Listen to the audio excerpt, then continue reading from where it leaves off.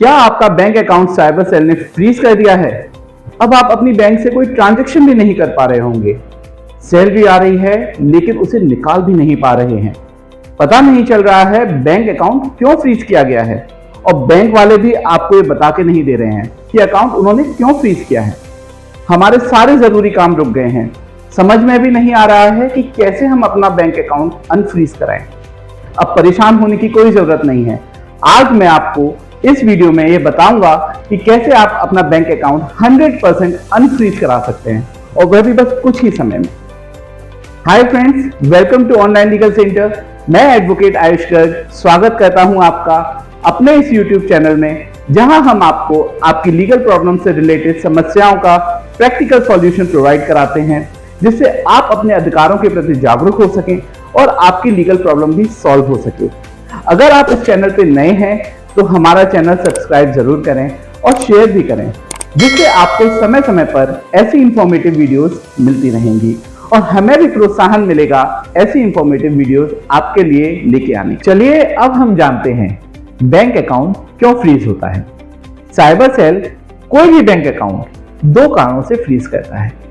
पहला, या तो हमारे खिलाफ सीधे साइबर कंप्लेंट की गई हो जिसमें हमारा बैंक डिटेल दिया गया हो या हमारी यूपीआई आईडी का डिटेल दिया गया हो। ऐसी स्थिति तब होती है जब किसी ने हमें ऑनलाइन ट्रांजैक्शन किया हो और उस व्यक्ति ने साइबर सेल में हमारे खिलाफ कंप्लेंट भी कर दी हो और जो ट्रांजैक्शन हुआ है वह हमने उस व्यक्ति से फ्रॉड करके करवाया है। बैंक अकाउंट फ्रीज होने का दूसरा कारण है कि जब किसी के साथ साइबर फ्रॉड होता है और उसका पैसा किसी साइबर क्रिमिनल के अकाउंट में जाता है और वह साइबर क्रिमिनल किसी और व्यक्ति को उस पैसे में से कुछ ट्रांजैक्शन करता है, तो जिस अकाउंट में भी वह पैसा जाता है वह सारे बैंक अकाउंट भी फ्रीज हो जाते हैं। तो इस तरह से एक चेन बन जाती है बैंक अकाउंट फ्रीज होने की। अब ऐसे में चाहे आपने कुछ भी गलत नहीं किया है, आपके बैंक अकाउंट में किसी ऐसे व्यक्ति ने ट्रांजैक्शन किया है जो साइबर क्रिमिनल है, तो भी आपका बैंक अकाउंट फ्रीज हो जाएगा। साइबर सेल द्वारा बैंक अकाउंट फ्रीज करना वैसे तो साइबर क्रिमिनल को पकड़ने का एक प्रोसेस है, लेकिन कई बार इस प्रोसेस में ऐसे लोगों को कोई परेशान होना पड़ता है जिन्होंने कुछ भी गलत नहीं किया है, बल्कि शायद वो साइबर फ्रॉड के विक्टिम ही हों, उनके साथ ही साइबर फ्रॉड हुआ हो। क्योंकि कई बार साइबर क्रिमिनल आपके साथ साइबर फ्रॉड करने के दौरान आपको विश्वास में लेने के लिए आपके बैंक अकाउंट में कुछ पैसा ट्रांसफर कर देते हैं, लेकिन यह पैसा वास्तव में उन लोगों से आता है जिनके साथ उन्होंने साइबर क्राइम पहले ही किया हो। तो इस वजह से आपका बैंक अकाउंट भी फ्रीज हो जाता है। Task fraud, job fraud, P2P fraud, crypto fraud, online loan fraud, online batting fraud, gaming fraud, investment fraud जैसे कई ऐसे ऑनलाइन साइबर फ्रॉड के एग्जाम्पल हैं। आपके साथ खुद फ्रॉड हुआ होता है, लेकिन फिर भी आपका ही बैंक अकाउंट फ्रीज हो जाता है।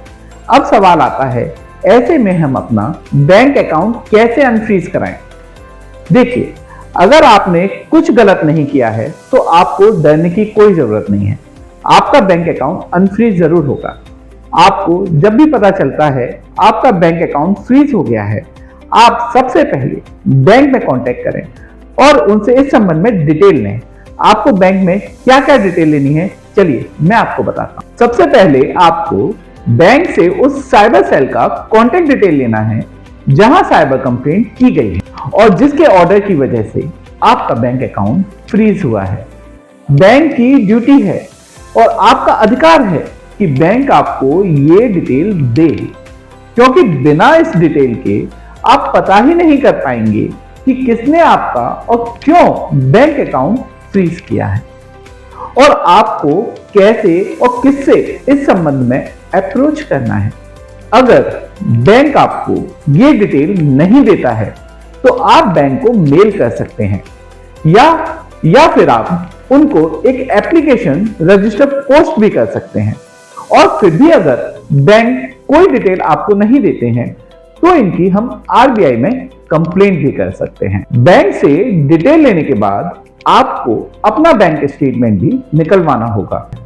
साइबर सेल और इन्वेस्टिगेशन ऑफिसर का पता चलने पर आप उनसे मेल या कॉल द्वारा संपर्क भी कर सकते हैं और उन्हें अपने केस से रिलेटेड डॉक्यूमेंट्स भी शेयर कर सकते हैं। इन्वेस्टिगेशन ऑफिसर को आपसे क्या क्या डॉक्यूमेंट चाहिए बैंक अकाउंट अनफ्रीज कराने के लिए, चलिए हम जानते हैं। फर्स्ट, उस अमाउंट का ट्रांजैक्शन डिटेल जिसकी वजह से आपका अकाउंट फ्रीज किया गया है। सेकंड, आपके अकाउंट में जो भी ट्रांजैक्शन हुआ है उसका पर्पस या रीजन क्या है, हमें यह भी बताना होता है।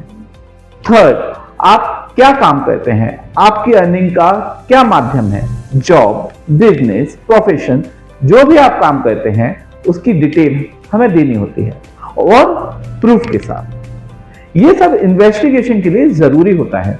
ऑफिसर का मोटिव यह जानना होता है कि कहीं आप साइबर क्रिमिनल तो नहीं हैं। लेकिन कई बार बात करने या मेल भेजने से काम नहीं बनता है। हमें इन्वेस्टिगेशन के लिए उस साइबर सेल में बुलाया जाता है और ऐसे में आप या तो खुद जाकर इन्वेस्टिगेशन का पार्ट बन सकते हैं या आप एक अच्छे एडवोकेट की भी हेल्प ले सकते हैं। यह एडवोकेट आपके बिहाफ पर साइबर सेल में जाकर इन्वेस्टिगेशन में आपको रिप्रेजेंट कर सकते हैं और आपका बैंक अकाउंट भी अनफ्रीज कराने में आपकी हेल्प कर सकते हैं। ऑनलाइन लीगल सेंटर के एडवोकेट इसमें आपकी बहुत हेल्प कर सकते हैं।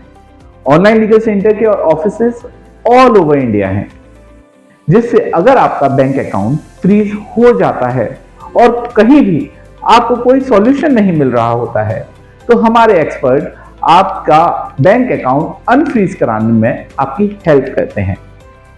स्क्रीन पर नीचे दिए गए नंबर पर आप कभी भी कॉल कर सकते हैं और उनसे कांटेक्ट कर सकते हैं। इतना सब कुछ करने के बाद भी इन केस अगर साइबर सेल आपका बैंक अकाउंट अनफ्रीज नहीं करता है तो हम सेक्शन 451 एंड सेक्शन 457 सीआरपीसी के अंतर्गत कोर्ट में अपना अकाउंट अनफ्रीज कराने के लिए एप्लीकेशन फाइल कर सकते हैं और अपना अकाउंट भी अनफ्रीज करवा सकते हैं।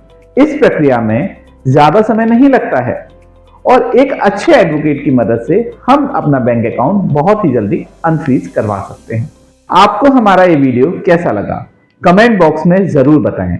आपको अगर इस वीडियो से कुछ भी लाभ होता है तो हमें बहुत अच्छा लगेगा। हमारा ये वीडियो बनाने का उद्देश्य पूरा होगा। अगर आपके मन में कोई सजेशन या क्वेश्चन हो तो हमसे कमेंट बॉक्स में जरूर डिस्कस करें।